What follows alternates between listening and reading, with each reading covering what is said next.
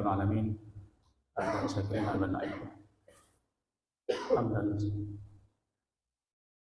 الحمد لله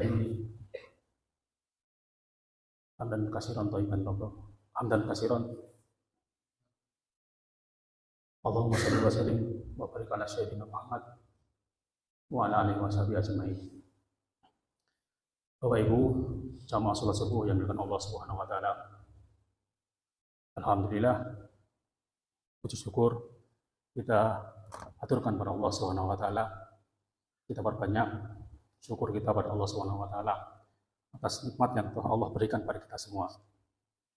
Salam dan salawat semoga senantiasa tercurah pada baginda Rasulullah SAW yang telah memberikan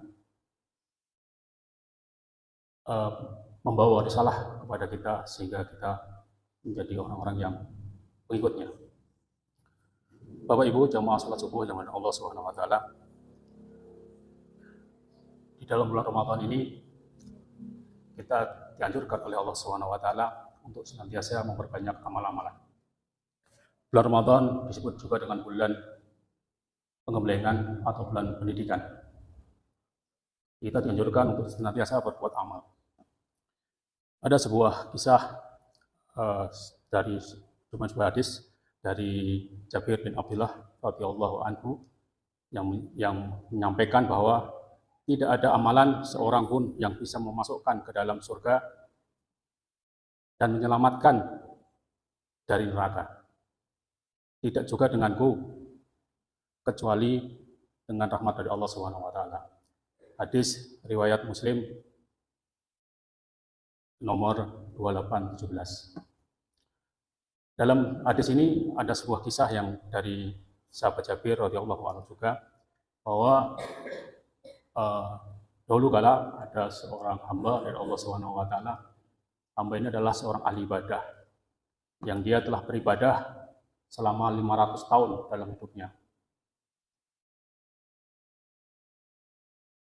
Dia beribadah pada sebuah pulau yang dikelilingi oleh lautan, di mana dia setiap hari melakukan ibadah. Hidupnya seluruhnya didedikasikan untuk beribadah kepada Allah Subhanahu wa taala. Suatu kala seorang hamba ini turun dari gunung menuju ke sebuah telaga untuk mengambil air wudhu dan juga memetik buah-buahan yang ada di sana, kemudian bersolat. Dalam sholatnya dia berdoa, ya Allah, matikanlah saya dalam akhir hayat itu, matikanlah, wafatkanlah saya itu di dalam keadaan bersujud. Dan setelah meninggal, rawatlah jasadku ini agar tidak rusak. Dan Allah mengabulkan, dan Allah berfirman, masukkanlah hamba ini di dalam surganya karena rahmat. Maka dijawab oleh hamba itu, masukkanlah karena sebab amalku ya Rabb. Allah berfirman lagi, masukkanlah hamba ini karena rahmatku. Kemudian dijawab lagi oleh hamba ini adalah, masukkanlah karena sebab amalku ya Rabb.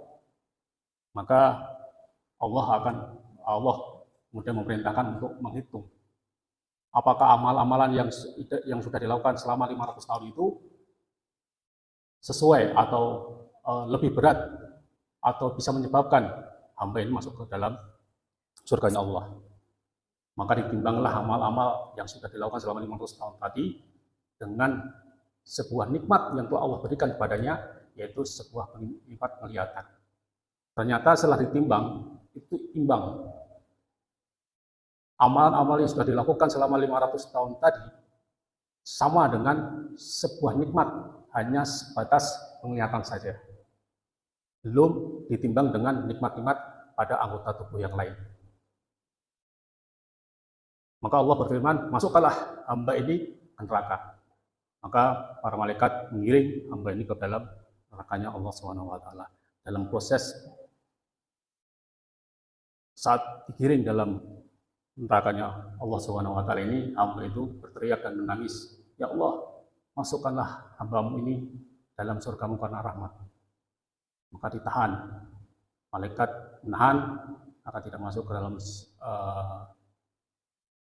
neraka. kemudian ditanya, siapakah yang menghidupkanmu? Siapakah yang menciptakan kamu?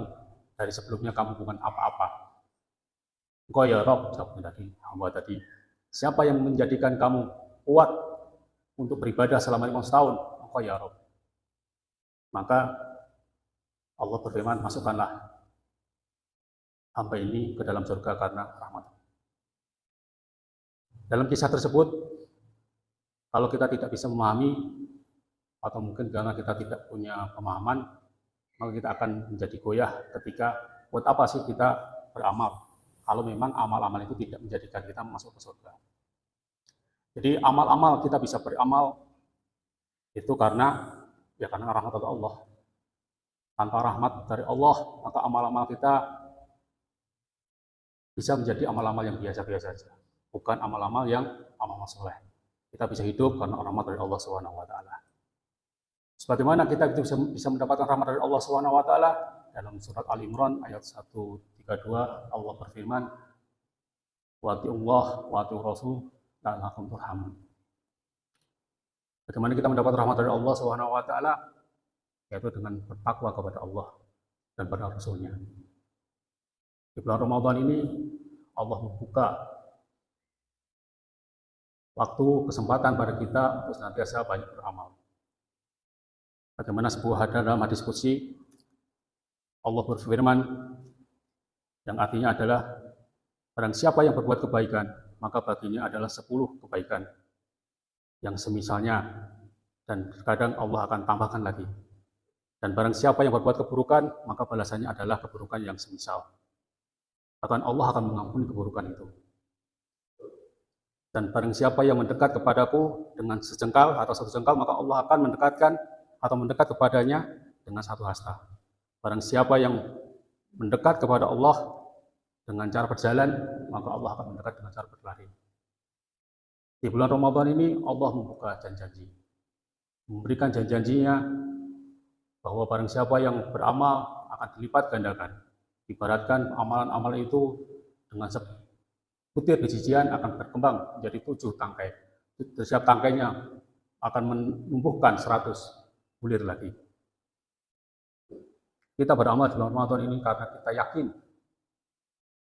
yakin bahwa janji Allah. Banyak sekali orang-orang yang kadang-kadang bisa mengaburkan keyakinan itu. Buat apa kita itu berpuasa? Toh selama kita berpuasa tidak ada perubahan secara materi atau secara fisik yang ada dalam diri kita. Tidak ada yang berpuasa kemudian setelah selesai puasa kemudian dia menjadi kaya, lebih kaya dari sebelumnya atau lebih sukses dari sebelumnya. Kita berpuasa sudah beberapa kali puasa, ada yang 10 kali, 40 kali. Kalau umur kita sudah 40 tahun, ya mungkin kita sudah berpuasa lebih dari 23 kali. Nah itu yang kita renungkan, bukan perubahan fisik yang ada dalam kehidupan kita, tapi adalah karena kita yakin terhadap janji Allah Subhanahu wa taala. Karena janji Allah Maha benar dan Maha ditepati oleh Allah Subhanahu wa taala. Mungkin itu yang bisa saya sampaikan, mudah-mudahan bisa menambah keimanan kita dan amal-amal kita di bulan Ramadan ini. Wassalamualaikum warahmatullahi wabarakatuh.